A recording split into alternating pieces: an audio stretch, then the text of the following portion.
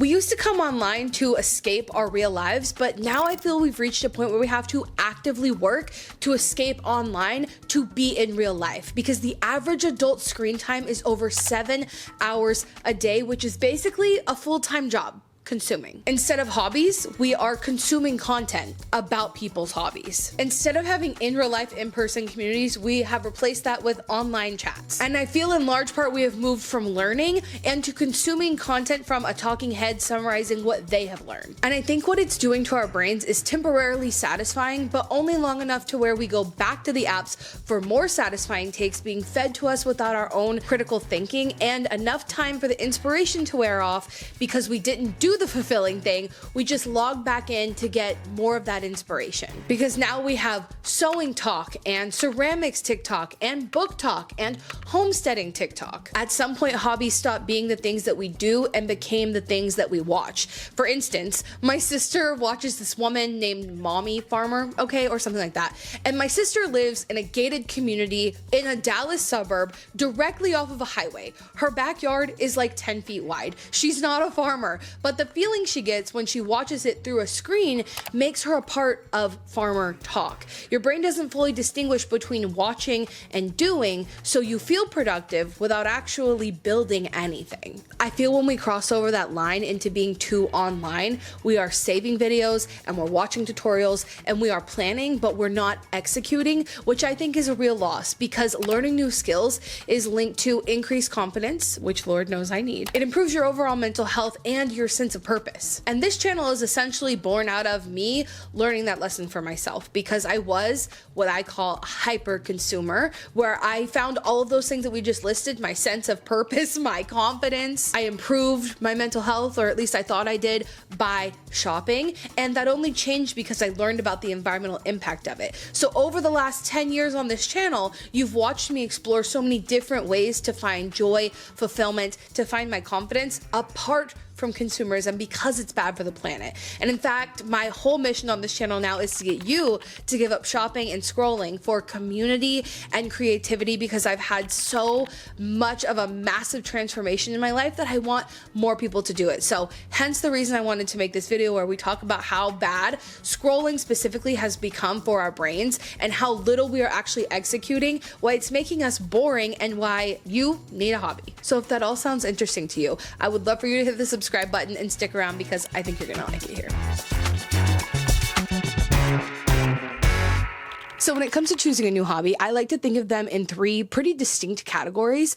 Number 1 is creative. I am a very creative, focused person, and when I am pursuing hobbies, creative is definitely the section of them that I go towards first. Then there are physical or like active hobbies, which my partner, that's her thing. She loves to do anything active. If a friend invites her to do anything active, she's excited, she's there. Then there's the category that I like to refer to as the big brain category of it all. These are things that are going to help your cognitive abilities, which are really important. And I think to be a well-rounded person, and since my focus this year is actually longevity in paying attention to my health, and not just the like flashy, shiny health that's talked about on short form videos where people are trying to sell you stuff, but what science actually says helps us live longer, happier lives. And I think having a hand in each of these categories is what helps us get to that happy, healthy future. And I think one of the most worthwhile big brain hobbies, if you will, things that are good for your cognitive abilities to do, is to learn a new language. And that's where today's partner comes in, Rosetta Stone, aka the GOAT of language learning. So I've been using Rosetta Stone, and if you're not familiar with them, they are a language learning platform, and not just random like vocab or flashcards. You're actually working through structured lessons that build on each other, which I personally am a big fan of learning this way, because I feel like what's happening with social media is that we hear a lot about a little bit and we're dabbling in many little things, but Rosetta Stone offers a platform where you can actually dive into dedicating yourself to bettering your skills, in this case, learning a new language. It uses dynamic immersion, which basically means you're learning the language the same way you learned your first one. So you're actually learning how to respond and communicate in real situations. And something I didn't expect to care about so much, but now I definitely do, is their true accent speech recognition. As I've been using the platform, it has been humbling, to say the least. Una mujer. Una mujer. And it's also really nice because you can go at your own pace. That's been really nice for me, because in the past when I have attempted to learn Spanish, that's not how I was being taught. And it also feels like something I'm doing for myself and not trying to optimize or be the best at. I'm just actually learning something new. So if you've been wanting to pick up a big brain hobby / skill and not just consume content about it, I highly recommend checking out Rosetta Stone.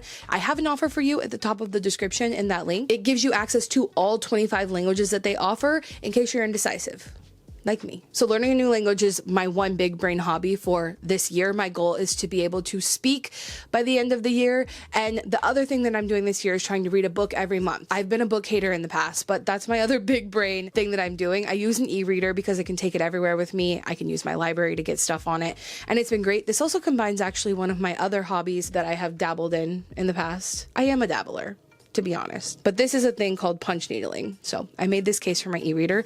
Those are my two big brain things. And then as far as a creative hobby goes, obviously sewing is my big one. Like, it's the thing that I kind of have to focus on, and I have to be kind of in a certain place with my sewing machine to practice. So then I like to have a hobby that I can take on the road. And by on the road, I just mean to the park to watch Madison play soccer. But this is my little crochet case that I bring around with me.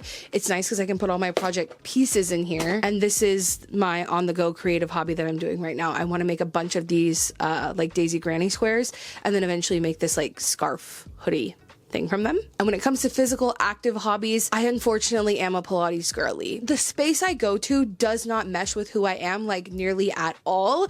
My friends have come with me a couple times in Madison, and they're like, this is where you come 3 times a week. It gives me a good workout, and I enjoy it a lot. So I'm a Pilates girly, but I also really enjoy riding my bike, not just for like commuting, which is mostly how I ride my e-bike, but I do really enjoy biking, just like 30 minutes a day. I do it almost every day as part of my duties as president of the neighborhood. I'll go around and just make sure everything's okay. It also helps me make more like face-to-face points of contact with my neighbors, because if I'm walking, I'll only pass like a couple people because of the pace of it all.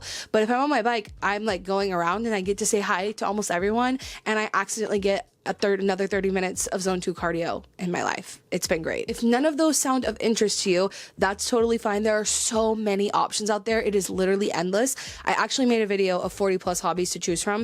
It has some from every one of these categories, but I would love for you to leave in the comments if there's anything that is working really well for you in each of these categories, or that you're interested in. And I would love for people to use the comments as a resource for this, because I am very passionate about this being an alternative to shopping and scrolling. Like I'm always talking about, my goal is to get you to give up shopping and scrolling for community and creativity, but also because this year I've really started to focus on doing things for myself that are good for myself in the long run, not the stuff that marketing says is good for us. And I think having these hobbies is good for us overall.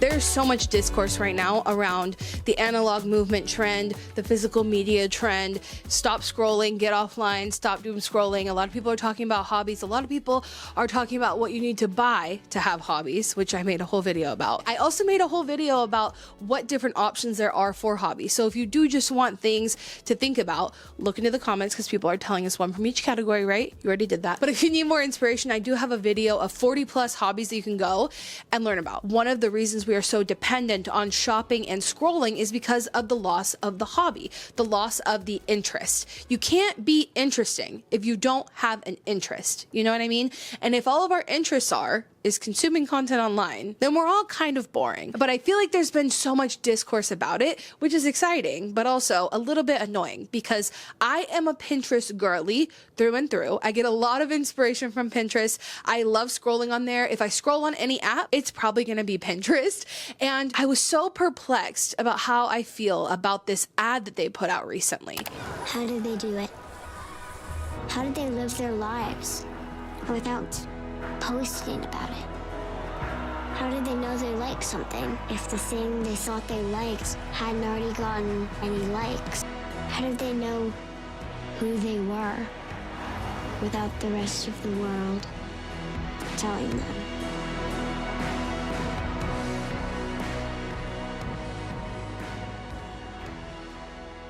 The thing is, once the discourse gets big enough, it becomes profitable for brands. I talked about this in that video where I talked about analog hobbies, about how it will become co-opted by consumerism, and the way into all of these hobbies will be to buy things, which is obviously antithetical to how I feel like the message of this channel is. But watching this Pinterest ad, I couldn't help but feel like it was genuine, which makes no sense to me because Pinterest is absolutely a monolith. Like, it's a huge company, they're worth so much money, and the way that they make money is by you being on their platform and seeing the ads on their platform, which annoys me very much. Don't get me started. But the whole point they were making is how our online lives will now be ways of us learning about how to get offline, which I think is a trend that I have definitely been involved in, right? My main reason for being online is learning about what's going on in the world. I do that a lot. But then it's also get inspiration, learn about what's happening in my city, learn about what events are happening or what restaurants are opening and all those sort of things.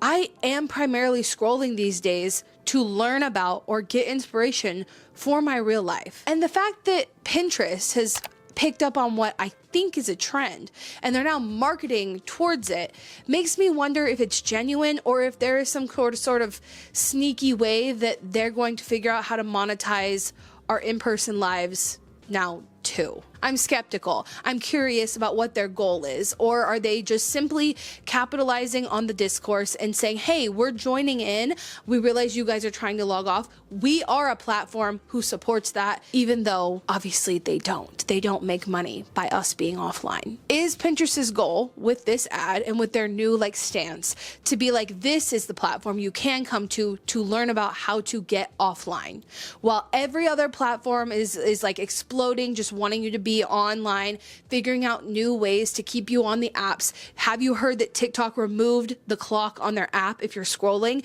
you can no longer see what time it is. That's a terrifying thing. Like, I can't even believe that that's legal. These other apps are going full in on wanting you to lose track of time and spend as much time as possible on the platform. So does Pinterest see that as their opportunity to differentiate themselves and say, this is a platform you can come to learn about how to get more offline? And during all of this discourse, I've also really started to connect a lot of other dots, which is how a lot of these hobbies that we've already talked about and a lot of these ones that involve being offline, we are labeling them as granny hobbies. It's a very millennial thing to be getting into something like birding or sewing or crochet or knitting, which most of those things are associated with grannies. And my take on why that likely is because that's the last generation where that was normal for many reasons. Number one, because of social media and scrolling. Obviously, our grandmas didn't grow up with a phone in their hands 24/7, so they didn't have that form of entertainment all of the time. But there's other aspects to that, which are that our grandmas, at least mine, I don't know about yours,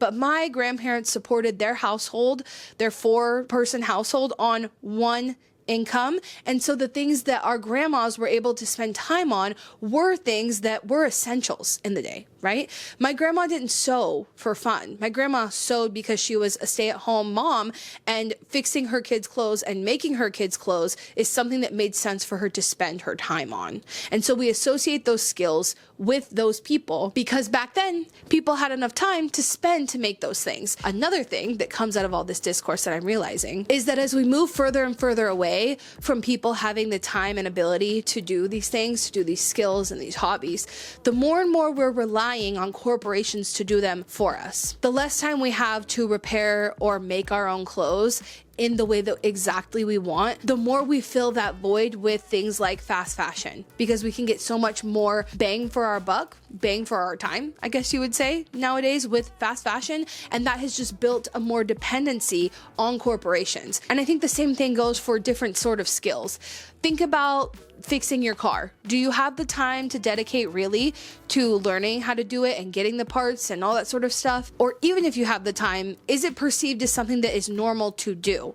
Or do we just create more dependency on other people to do it for us? And I think the same can be said for so many different skills in the home, right? Planned obsolescence plays into that, with corporations making our things in our homes not last as long, making them irreparable. And soon we have the normalization of not repairing your things or making sure that you do the research to find something that's going to last you a long time, because now it's just normal to depend on corporations and to replace the thing when it breaks. I think the further and further we move away from being able to do those things ourselves, having those skills and having those hobbies, the more dependent we are on corporations. I want to be the least dependent on corporations that I can be, because at this point I've realized they all suck. They will all disappoint you because their only goal is to maximize profits. They don't care about literally anything anything else unless it helps their bottom line. And we've seen that with so many companies that we thought stood for something when it came to DEI, dropping all of that. And really their bottom line wasn't impacted at all. And because of that, I've decided I would like to not be dependent on corporations. And that's just a whole other motivating factor for me to be more involved in my community, in hobbies, in building skills. So that's my pitch to get you to give up shopping and scrolling for community and creativity, to be better to our brains, better to our bodies, and to give a middle finger to corporations wherever possible. So I hope you like this video. Again, huge shout out to Rosetta Stone for sponsoring this video. There's an exclusive offer in the description if you want to check it out. And remember, until next time, you cannot do all the good that the world needs, but the world needs all the good that you can do. Bye, guys.